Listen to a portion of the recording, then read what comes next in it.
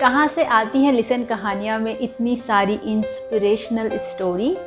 इसमें से maximum story मैंने सुनी है अपने पापा जी से, जिनका नाम है श्री सीपी निगम जी, और आज वो आपको अपनी एक बहुत ही ख़ास स्टोरी सुनाने जा रहे हैं। तो आई होप कि आपने जिस तरह का प्यार लिसन कहानियों को हमेशा दिया है, आज के वीडियो को उससे भी ज़्यादा प्यार मिलेगा। तो आइए सुनते हैं ये स्पेशल कहानी। भगवान ने तो हमको यहाँ पर भेजा है अपना किरदार निभाने के लिए, और बेस्ट किरदार वही होता है जो भगवान के दिए हुए रोल को अच्छी तरह से निभा सके। ये भी कहा गया है कि अपने रोल को इस तरह से निभाओ कि पर्दा गिरने के बाद भी तालियां बजती रहें। एक बार कबीरदास जी करघे पर एक साड़ी बिन रहे थे,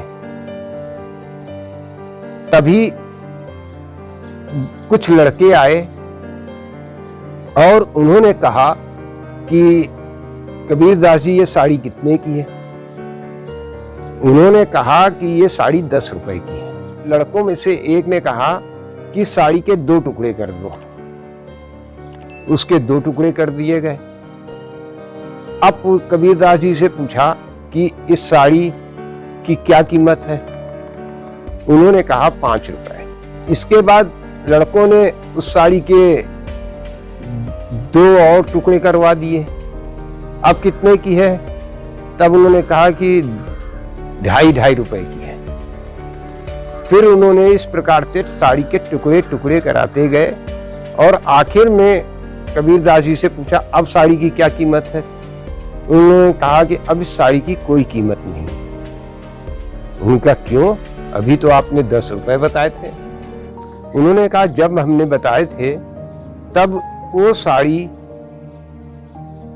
किसी के काम की थी, अब ये साड़ी किसी के काम की नहीं है, क्योंकि इस साड़ी से जो कपास जिस किसान ने पैदा किया, जिससे रुई बनी, फिर जिसने इससे धागा बनाया, फिर उसके बाद उस धागे को जिसने रंगा, फिर रंगने के बाद उसकी साड़ी की बिनाई हुई, फिर वो साड़ी तैयार हुई। तब इससे तो कुछ हो नहीं सकता, इसलिए इस साड़ी की अब कोई कीमत नहीं है। तो जो लड़के आए थे वो ये सोचने लगे कि कबीरदास जी ने तो मतलब बड़ा धैर्य रखा, वो क्रोधित भी हो सकते थे और सब कुछ हो सकते थे। उन्होंने 10 रुपए देने की कोशिश की, मगर उन्होंने नहीं ली। तो उससे हमको ये सीख मिलती है कि कबीरदास जी चाहते तो वो क्रोधित हो सकते थे, मगर वो क्रोधित नहीं हुए।